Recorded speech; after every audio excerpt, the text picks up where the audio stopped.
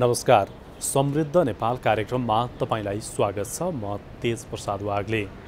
दर्शकवृन्द, यो कार्यक्रम मार्फत हामी देशमा विकास निर्माणको अवस्था, राष्ट्रिय प्राथमिकतामा परेका योजनाका साथै प्राप्त उपलब्धि र समृद्धिको सम्भावनाबारे विभिन्न कोणबाट तथ्यगत जानकारी प्रस्तुत गर्दछौँ।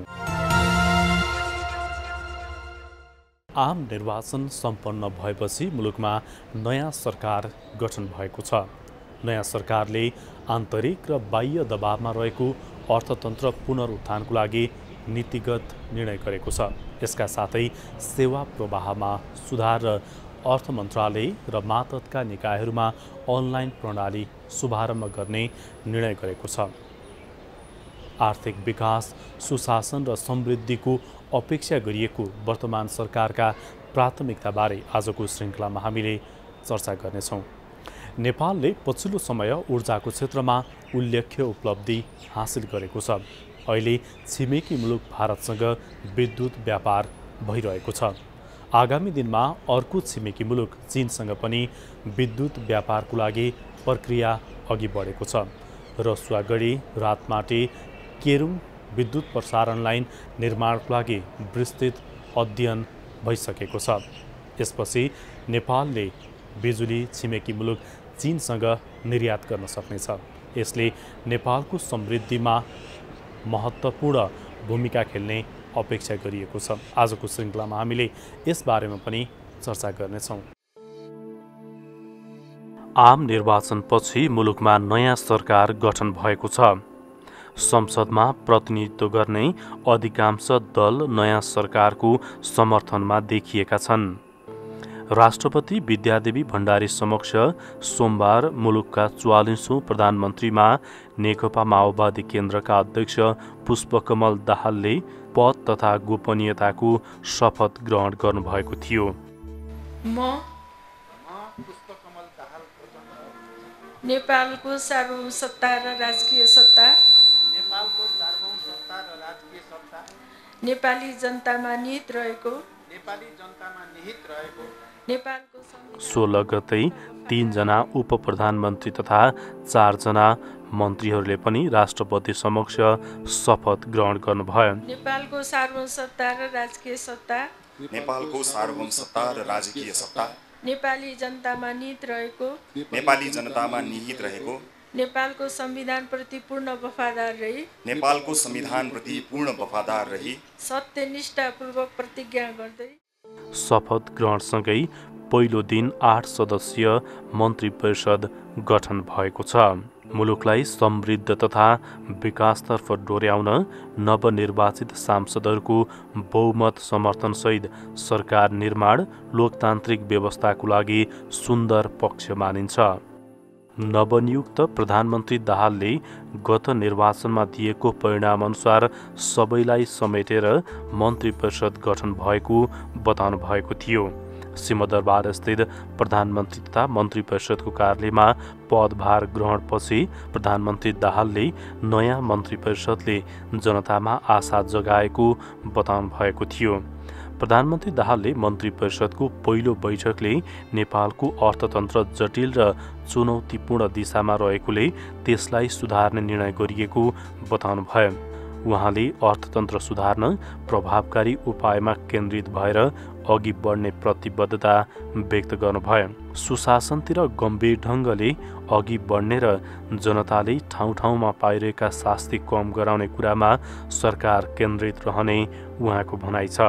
उहाँले राहदानी लाइसेन्स सहितका सरकारी सेवा समयमै जनता समक्ष प्रभावकारी ढङ्गले पुर्याइने बताउनुभयो। नेपालको अर्थतन्त्रको स्थिति जसरी जटिल र चुनौतीपूर्ण दिशातिर छ, त्यसलाई सुधार्ने प्रभावकारी उपायमा केन्द्रित भएर अगाडि बढ्ने कुरा, सुशासनतिर चाहिँ गम्भीर ढङ्गले अगाडि बढ्ने कुरा र जनताले ठाउँ ठाउँमा पाइरहेका शास्ति र दुःखहरूलाई कम गराउने बारे, जस्तो यो राहदानी सम्बन्धी या चाहिँ पासपोर्ट के अरे ऊ सम्बन्धी, लाइसेन्स सम्बन्धी इत्यादि विषयमा लामा लामा लाइन र पीडा जो देखिएको छ त्यो विषयमा केन्द्रित भएर हामीले समयभित्रै यसलाई नियन्त्रण गर्ने या यसलाई प्रभावकारी ढङ्गले जनतालाई सेवा दिने किसिममा हामी केन्द्रित भएका छौँ।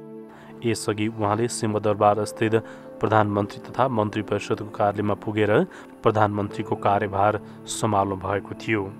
अहिले नवनियुक्त मन्त्री परिषदले जुन किसिमबाट पहिलो निर्णय गर्यो, यसले चाहिँ मुलुकको समस्याप्रति यो मन्त्री परिषद जानकार छ र प्राथमिकता क्षेत्रहरू चाहिँ सही ढङ्गले तोकेको छ भन्ने कुरा देखाउँछ।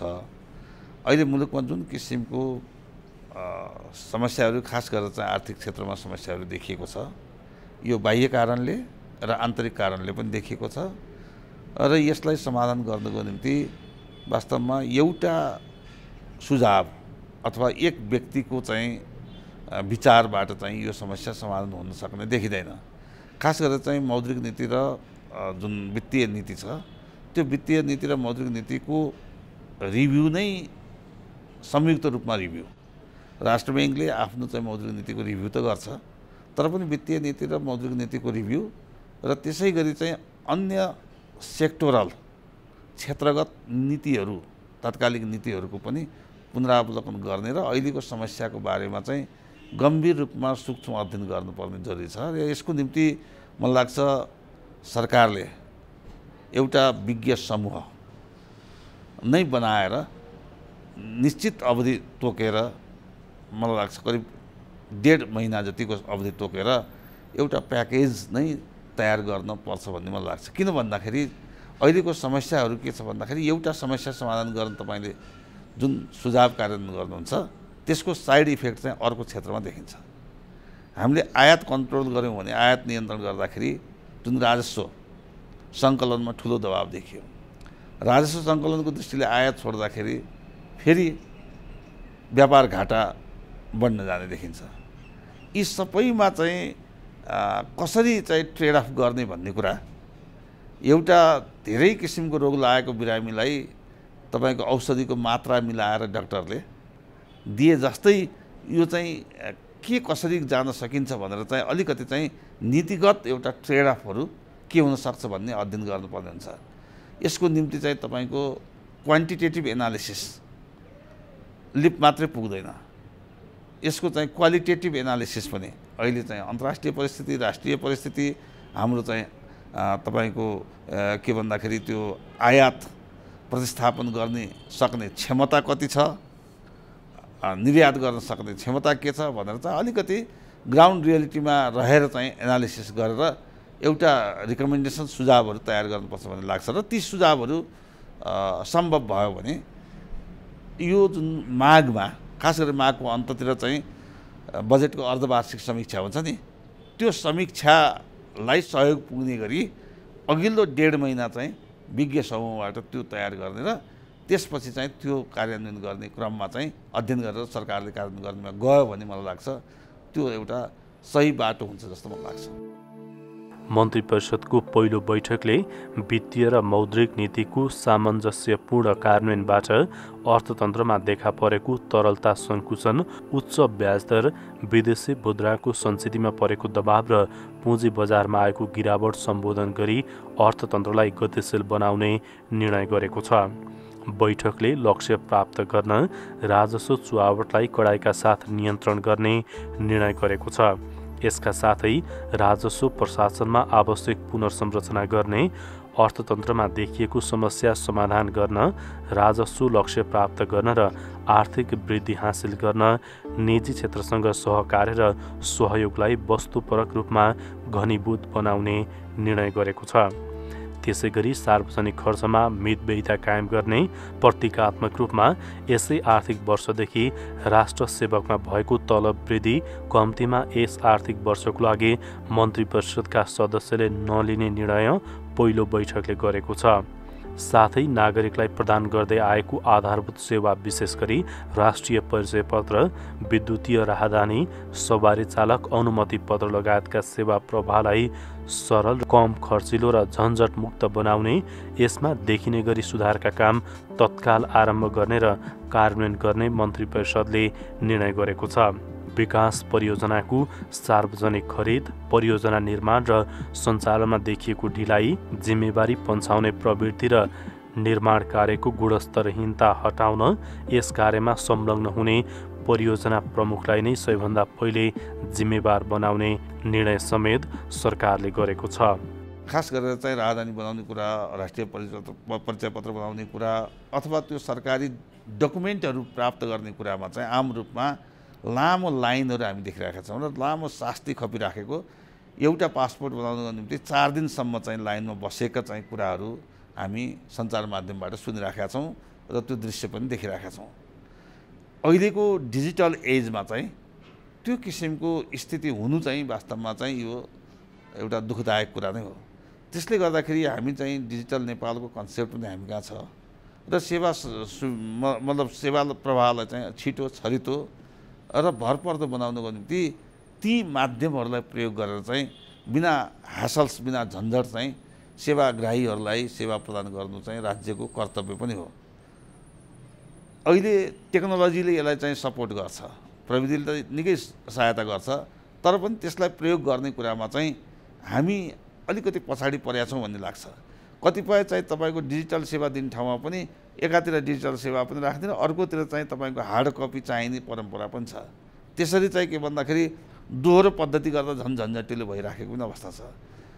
त्यो कुरामा चाहिँ सरकारले इमिडिएटली जनतालाई राहत दिने कुरा र जनताको चाहिँ विश्वास आर्जन गर्ने कुरामा यो गर्न सक्नुपर्छ भन्ने कुरा चाहिँ म पनि सहमत छु। दोस्रो चाहिँ अर्थ मन्त्रालय र अरू मन्त्रालय बिचको जुन चाहिँ यो जुन एउटा चाहिँ के भन्दाखेरि बजेटहरू कार्यान्वयन गर्ने सन्दर्भमा, अनुगमनहरू गर्ने सन्दर्भमा जुन किसिमको प्रणाली छ त्यो प्रणालीलाई चुस्त गर्नको निम्ति अलिकति के भन्दाखेरि त्यो अनलाइन सिस्टमलाई चाहिँ प्रभावकारी गर्ने र मान्यता दिने किसिमबाट जानुपर्छ भन्ने लाग्छ। अहिले पनि साउनमै अख्तियारी दिँदै पनि धेरै जसो परियोजनाहरू मङ्सिर पुसमा मात्रै सुरु हुने अवस्था छ।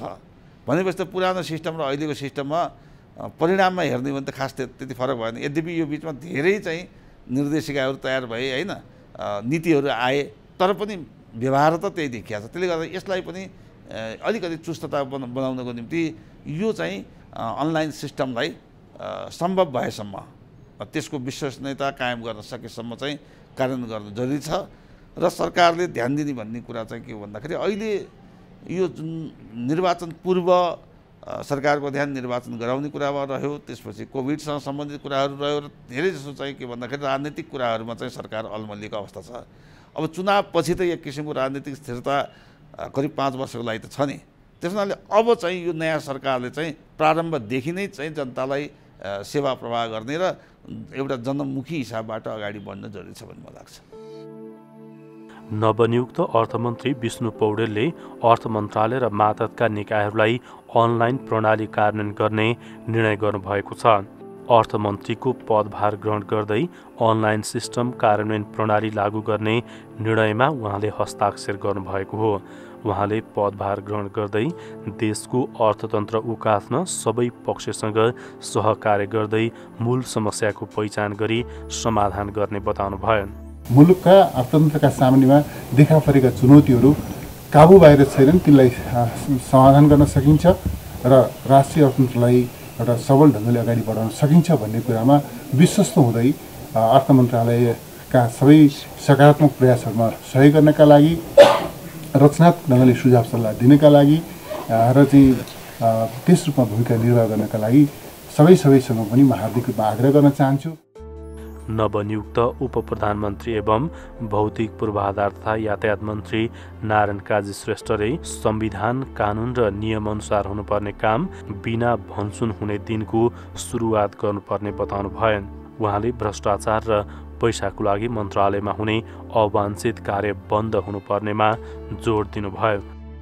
नेपालको सामाजिक आर्थिक संरचनाको गुणात्मक फड्कोमा निर्णायक भूमिका रहन्छ भन्ने कुरा तपाईँलाई थाहा छँदैछ।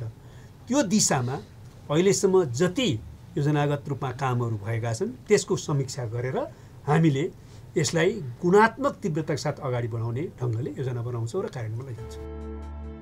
नयाँ सरकारले मूलभूत राष्ट्रिय समस्यालाई प्राथमिकीकरण गर्दै देशको आर्थिक र सामाजिक विकासको मार्ग प्रशस्त गर्ने विश्वास गरिएको छ। 7 दलीय गठबन्धनको सरकार मुलुकमा राजनैतिक स्थिरता, विकास र समृद्धिलाई प्राथमिकता दिएर अघि बढ्ने अपेक्षा गरिएको छ।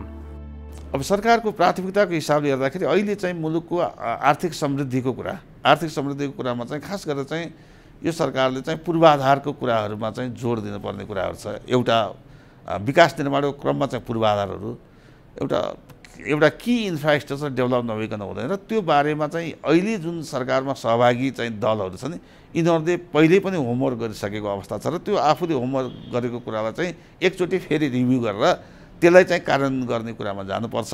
यही बजेटमा ती सबै कुरा कार्यान्वयन हुने सम्भावना हुँदैन। पूरक बजेटको किसिमबाट गयो भने फेरि अर्को झन्झट हुन्छ। आउने बजेटमा समावेश हुने गरी त्यसमा आवश्यक पूर्व अध्ययन तयारी भइसकेका छैन भने तयारी गरेर चाहिँ एउटा त पूर्वाधारमा जानुपर्छ भन्ने मलाई लाग्छ। दोस्रो कुरा के हो भन्दाखेरि आयात प्रतिस्थापनको कुरामा चाहिँ हामीले जोड गर्नुपर्छ भन्ने छ। पहिलेदेखि भनिराखेको कुरा हो, तर पनि त्यो चाहिँ त्यसलाई चाहिँ रिभ्यू गर्ने र ती तत्त सेक्टरमा चाहिँ के कस्तो सहयोग पुर्याउँदाखेरि त्यसले चाहिँ आयात प्रतिस्थापन गर्न सक्छ भन्ने कुरामा चाहिँ राज्य लाग्नुपर्ने कुरा छ र त्यसलाई दिने सहुलियतमा चाहिँ तपाईँको जुन एउटा कमिसन लिइन्छ भन्ने जुन गुनासो चारैतिर आइराखेको छ, जस्तो अनुदान दिँदा पनि कमिसन लिइन्छ भन्ने गुनासो आइराखेको छ, त्यस्ता गुनासो यदि चाहिँ साँचो हो भने त्यो गुनासो हुन दिनु हुँदैन र जसलाई चाहिँ जसको निम्ति चाहिँ अनुदान चाहिँ त्यो लक्षित छ त्यसले सहज ढङ्गबाट प्राप्त गर्ने व्यवस्था गर्ने र उत्पादन चाहिँ त्यसबाट वृद्धि हुने हिसाबबाट जानुपर्ने हुन्छ आयात प्रतिस्थापनको कुरा। अर्को कुरा चाहिँ निर्यातको सन्दर्भमा चाहिँ के हो भन्दाखेरि निर्यात गर्नको निम्ति प्रोत्साहित केही कमोडिटीहरू जुन कमोडिटीको निर्यात हुन्छ त्यो कमोडिटीको चाहिँ एउटा त के भन्दाखेरि सुविधा पनि दिने, दोस्रो त्यसको गुणस्तरको बारेमा पनि सरकारले पनि चासो लिनुपर्छ। र अहिले चाहिँ जुन तरलताको अभाव छ यसमा चाहिँ के हो भन्दाखेरि जुन ब्याङ्कहरूबाट ऋण प्रवाह हुन्छ नि, हामी कहाँ तरलताको समस्या छ, स्रोत साधन कम छ, त्यसले गर्दाखेरि त्यो प्रवाह भएको ऋण चाहिँ जे कुराको लागि लिएको हो त्यसमा खर्च भइरहेको छ कि छैन भनेर चाहिँ राष्ट्र ब्याङ्कले त्यो ऋण दिने ब्याङ्कहरू मार्फत त्यसको मोनिटरिङ हुनुपर्छ भन्ने मलाई लाग्छ। किनभने एउटा कामको लागि ऋण लिएर अर्को कामलाई प्रयोग गर्यो भने न त्यसले चाहिँ उत्पादन वृद्धि हुन्छ न त्यसले चाहिँ रोजगारी सिर्जना गर्छ। यो समस्या छ। करिब चाहिँ तपाईँको 45 खर्ब जति मतलब चाहिँ त्यो रकम चाहिँ निजी क्षेत्रमा चाहिँ अहिले पनि निजी क्षेत्रले ऋण लिएको देखिन्छ र त्यसको चाहिँ राम्रो सदुपयोग होस् भन्ने हिसाबले पनि निजी क्षेत्रसँग सहकारी गर्नुपर्छ भन्ने मलाई लाग्छ।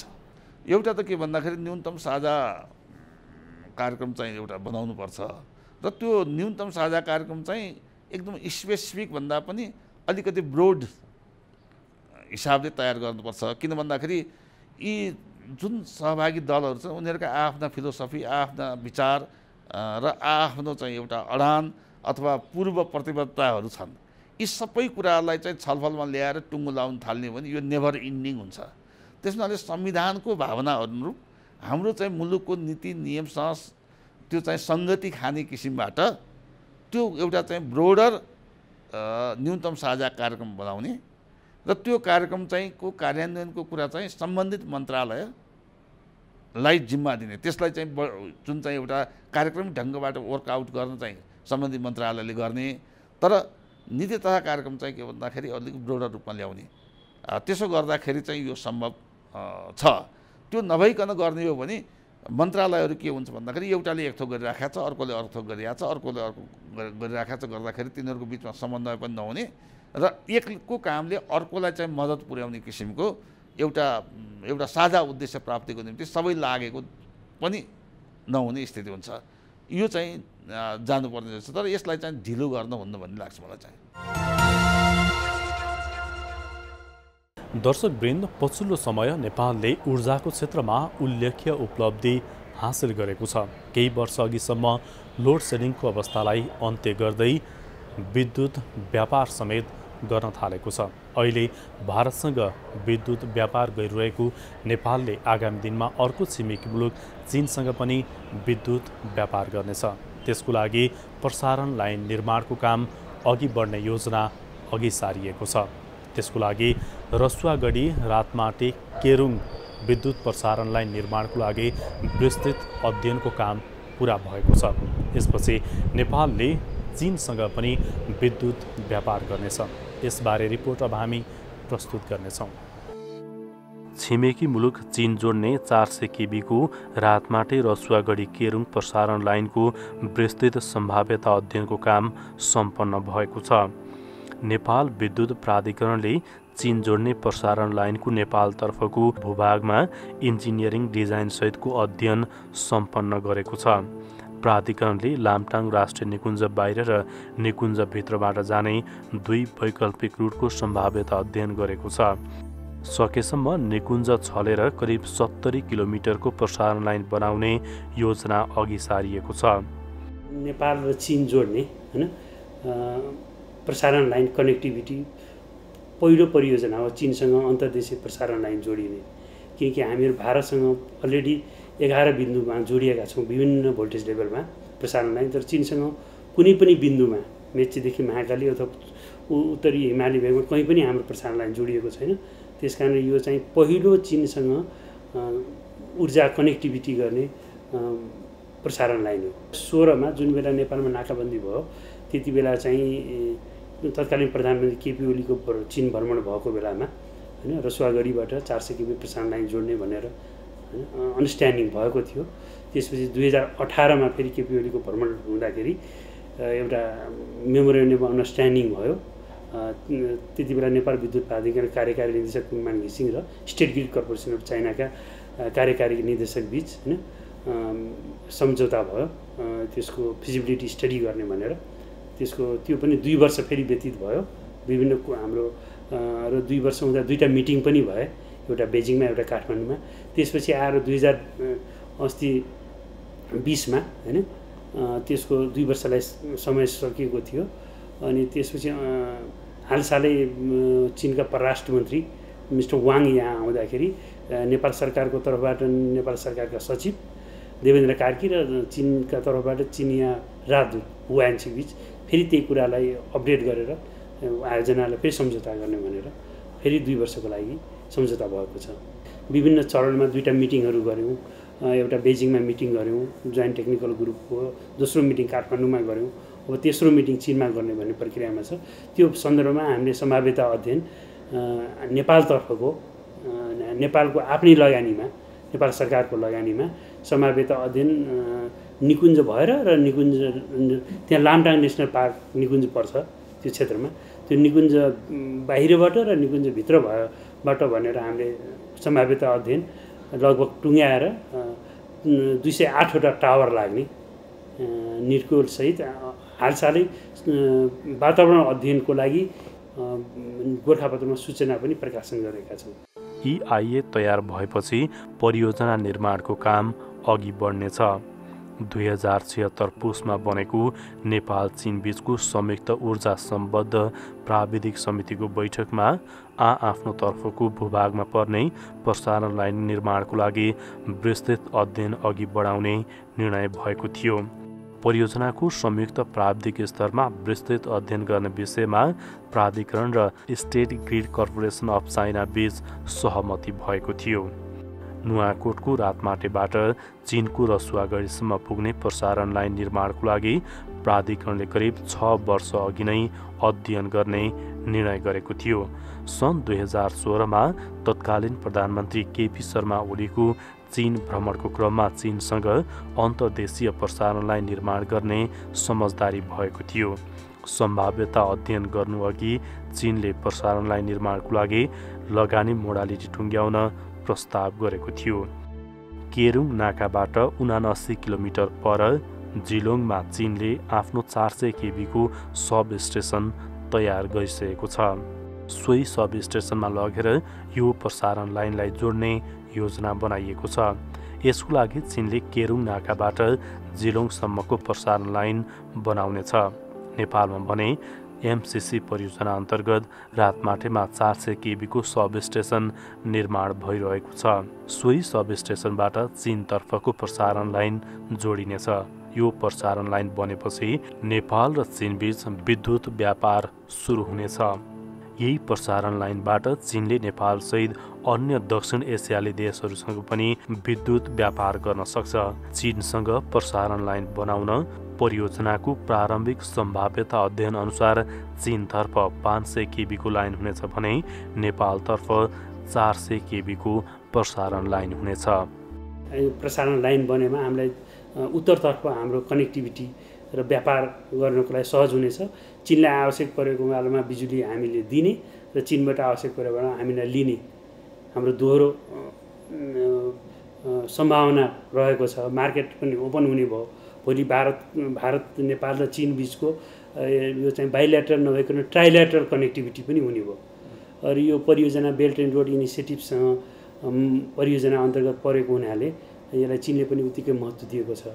र हामीले चीनसँग के भनेको छौँ भने तपाईँले यो परियोजना नेपालसँग अन्तर्देशीय प्रसारण लाइन जोड्नुभयो भने यो अटोमेटिकली साउथ एसियासँग तपाईँको कनेक्टिभिटी हुन्छ।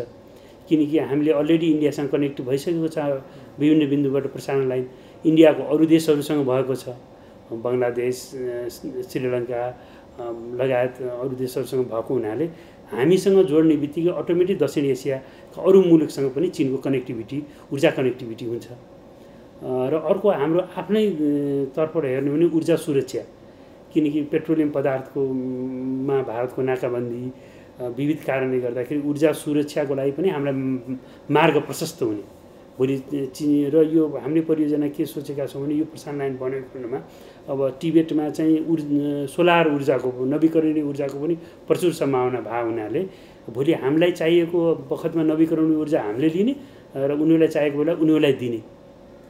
र चीनमा पनि थुप्रै हाइड्रो पावर र सोलर ऊर्जा लगायत नवीकरणीय ऊर्जा बनिरहेको हुनाले चीनको लोड सेन्टर चाहिँ टिबेटभन्दा पनि सङ्घाईतिर उत्तर पूर्वतिर भएको हुनाले र टिबेटमै पनि 1000 मेगावाट लासामा, टिबेटको लासामा पनि हाल 1000 मेगावाट डिफिसिट छ ऊर्जा। त्यो लासामा 1000 मेगावाट डिफिसिट ऊर्जा चाहिँ उहाँहरूले टिबेटले चाहिँ चङ्घाई प्रोभिन्स भन्छ, जो चीनको होल चीनको सेन्टरमा पर्छ। र त्यहाँबाट चाहिँ 1400 किलोमिटर टाढा छ। त्यहाँबाट डिसी 400 केबी डिसी लाइनबाट ल्याइरहेको छ भने सिचुवान चाहिँ लासाबाट 2000 किलोमिटर टाढा छ।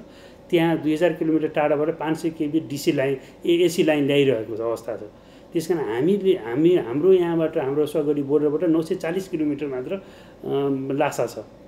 त्यस कारण हाम्रो ऊर्जा लासा पुर्याउँदाखेरि प्रसारण लस चाहिँ उताबाट सिचुवान भन्दा र चङ्घाईबाट ल्याउनुभन्दा निकै कम हुनाले हामीले चाहिँ यसलाई सम्भाव्यताको रूपमा पनि देखेका छौँ। दर्शकवृन्द, अहिले नेपालले छिमेकी मुलुक भारतसँग विद्युत व्यापार गर्दै आएको छ। आगामी दिनमा अर्को छिमेकी मुलुक चीनसँग पनि विद्युत व्यापार गर्न योजना अघि बढाइएको छ। त्यसको लागि प्रसारण लाइन निर्माण गर्न अध्ययन कार्य पुरा भएको छ। नेपाल चीन विद्युत प्रसारण लाइन निर्माणबारे आजको श्रृङ्खलामा हामीले चर्चा गऱ्यौँ। आम निर्वाचन सम्पन्न भएपछि नयाँ सरकार गठन भएको छ। नयाँ सरकारका प्राथमिकताबारे पनि आजको श्रृङ्खलामा हामीले चर्चा गऱ्यौँ। आजको लागि समृद्ध नेपाल कार्यक्रमको समय सकिएको छ। यो कार्यक्रम तपाईँ नेपाल टेलिभिजनको वेबसाइट nepaltvonline.com का साथै नेपाल टेलिभिजनको मोबाइल एप र अन्य सामाजिक सञ्जालमा पनि हेर्न सक्नुहुनेछ। आजको लागि समृद्ध नेपाल कार्यक्रमबाट हामी सबैलाई बिदा दिनुहोस्। नमस्कार।